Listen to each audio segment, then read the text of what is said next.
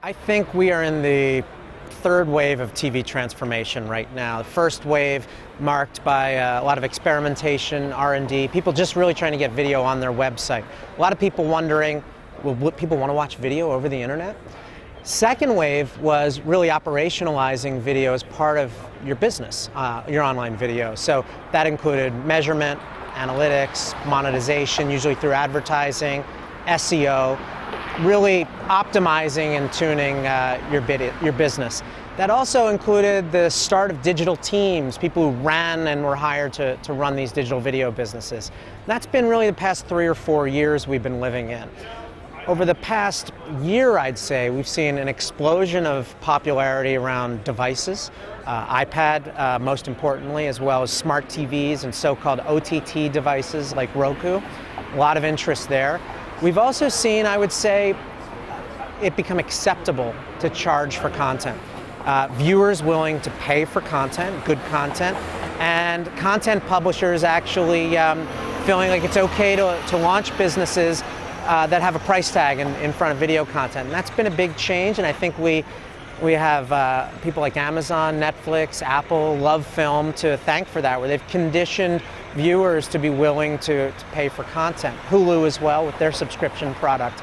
And so as a result, I think now we see content publishers and rights owners themselves, as well as aggregators, looking to launch their own direct businesses with price tags against the video. That could be subscription, on demand, those sorts of things. So I think we're in this third transformation now where we're seeing pay content now come online, and we're seeing that content need to be delivered across multiple devices. In terms of delivering premium video with one of these pay-based models, we're seeing a lot of different kinds of companies get into the space. We see customers like Gaiam, which has some beautiful health, wellness, lifestyle content, very large yoga library, and they have a healthy subscription and VOD business online.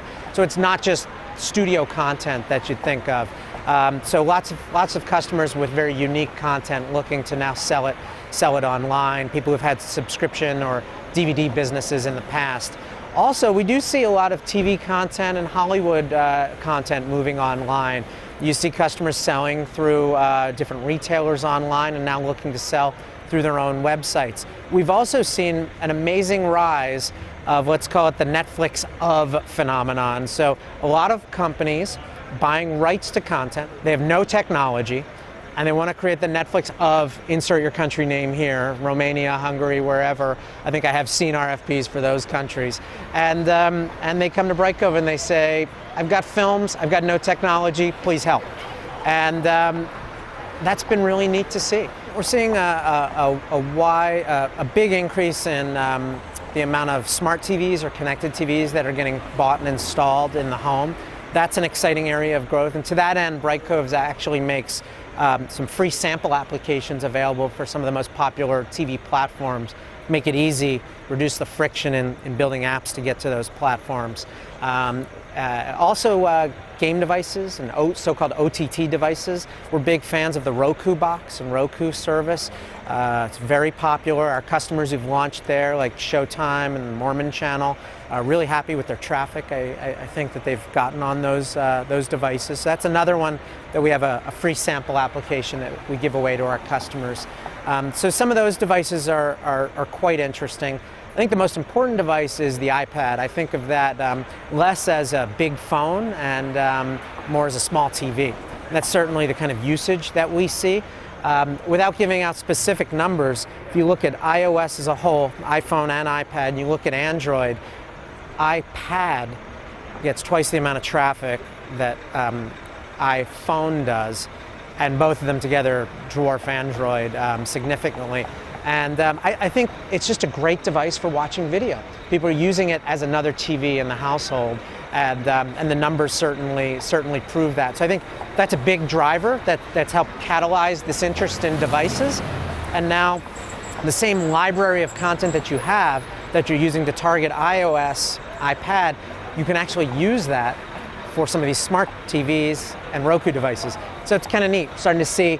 It was very fragmented, and we're starting to see at least some consolidation of technologies involved that makes it easier for a Brightcove to simplify getting to all these different devices for our customers. I think DRM needs to be demystified to some extent. I think a lot of content publishers and aggregators think they need whatever the most robust ironclad DRM system is on the market.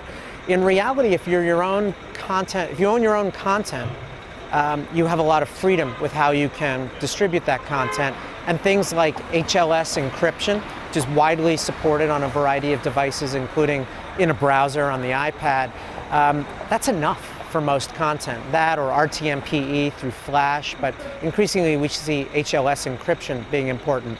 If you're licensing studio content, increasingly you'll need so-called studio grade or approved DRM solutions or digital rights management solutions. These are things like Adobe Flash Access and Widevine. We've previously supported Adobe Flash Access, which is a great solution for delivering secure content to the desktop, PCs and Macs. No additional plug-in required, so not a lot of friction for the end user, which is important. But to get to a wide array of devices, smart TVs, some of the mobile platforms, you need increasingly additional DRM. So today we announced support for an end-to-end solution for Google's Widevine product. So this includes encoding, ingestion, and wrapping of the content, all the way through decryption, license serving, and playback.